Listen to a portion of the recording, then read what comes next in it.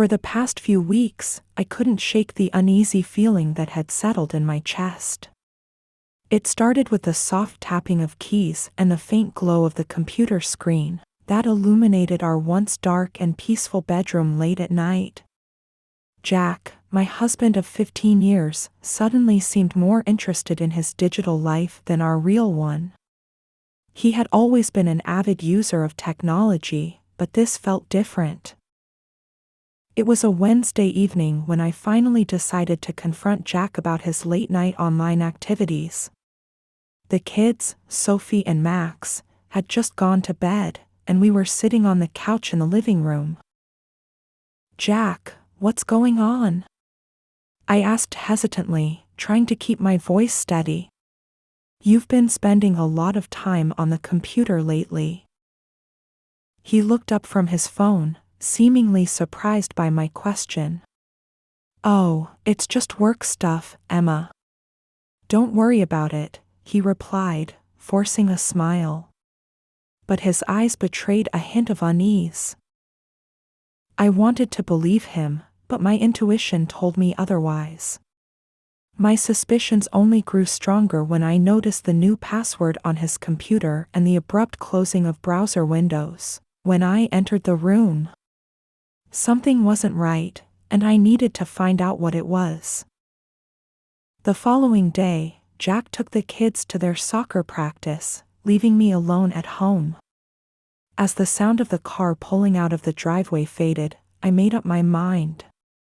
I went straight to his computer and tried every password combination I could think of.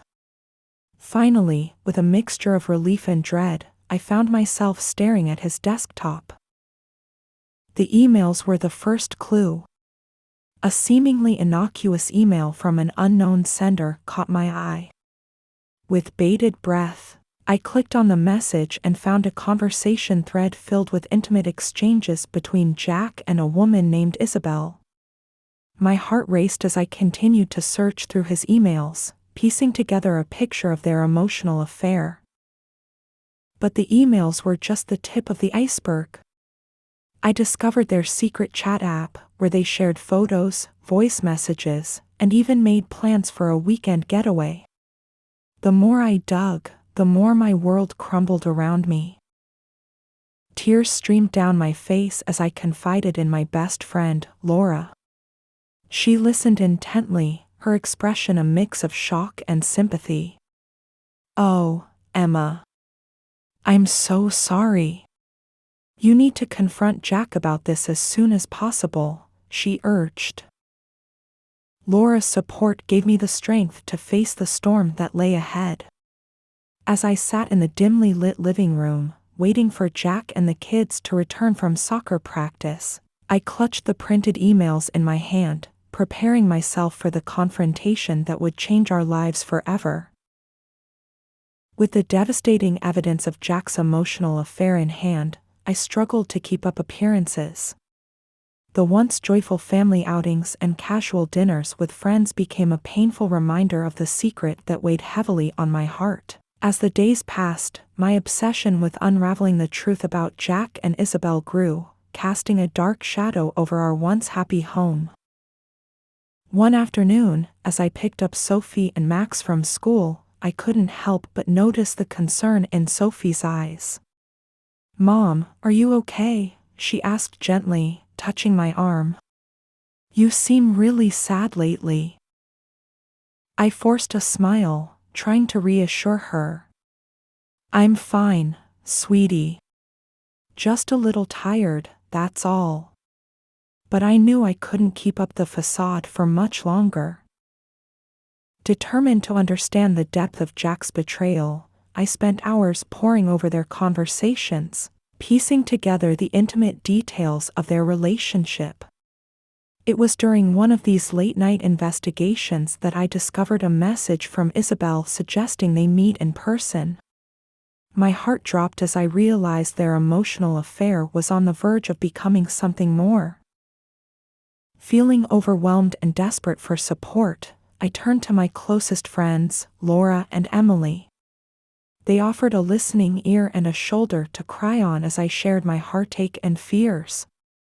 Laura, ever the problem solver, suggested I gather more information about Isabel to understand her motives better.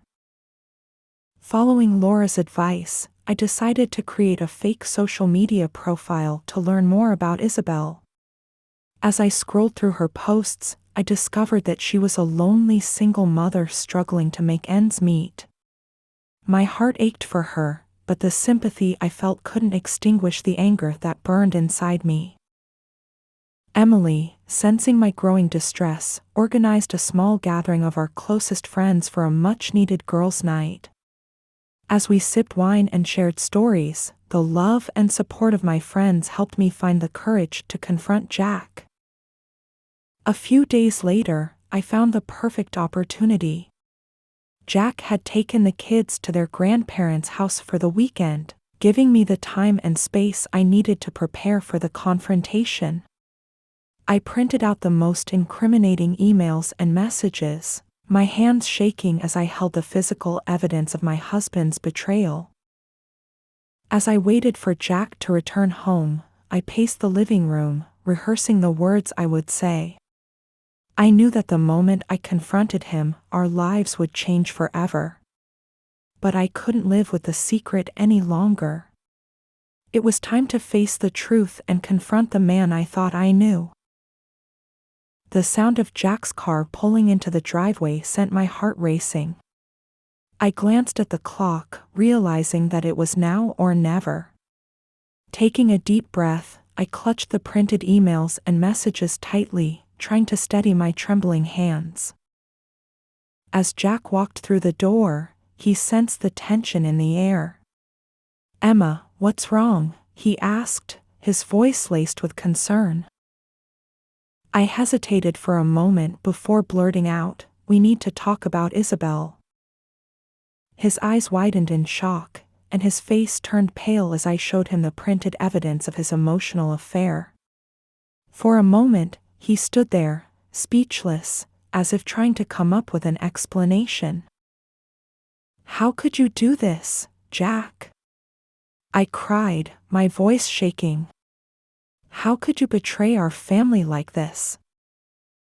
He looked down, his eyes filled with shame. "I'm so sorry, Emma. I never meant for this to happen," he whispered. I felt lonely and disconnected from our relationship, and I found comfort in talking to Isabel. But I never thought it would go this far. As we stood there, our hearts breaking, I remembered the advice of our friends, Lisa and Mark. They had been our rocks through difficult times in the past, and I knew that they would be there for us now. I called them, my voice choked with tears, and asked them to come over.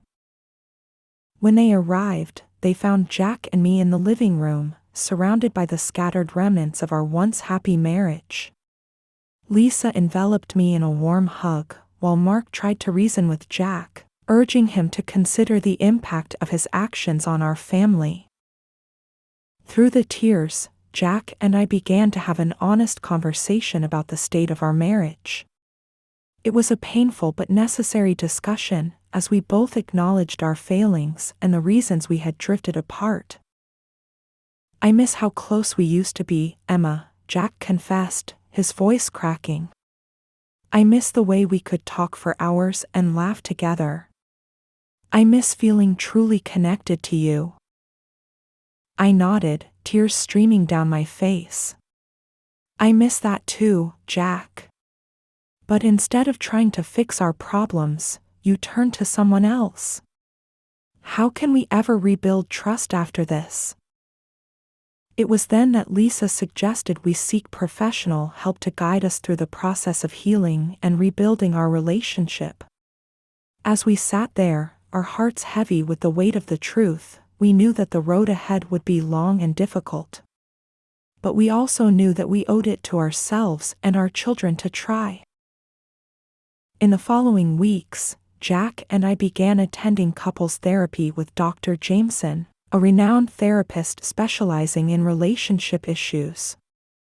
Each session was emotionally charged and often left us feeling raw and exposed.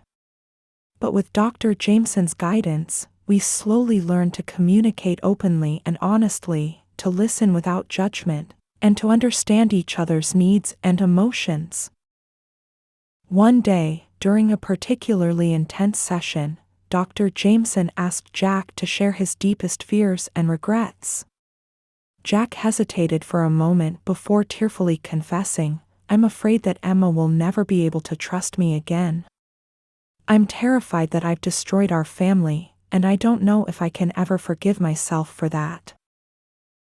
I listened, my heart aching with empathy and sorrow, as I realized that Jack's actions were a reflection of his own pain and loneliness.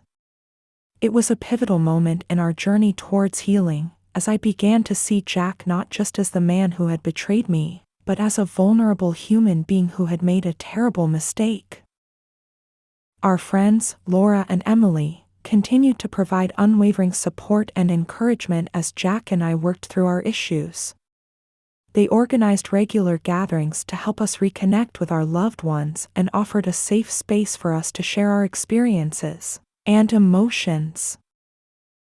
During this time, I rediscovered my love for painting, a hobby I had abandoned years ago.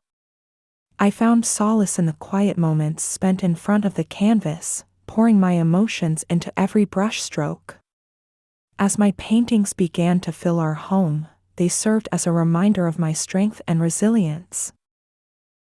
Slowly, the atmosphere in our home began to shift. Jack and I started spending more quality time together, sharing our thoughts and feelings, and rediscovering the love that had once united us.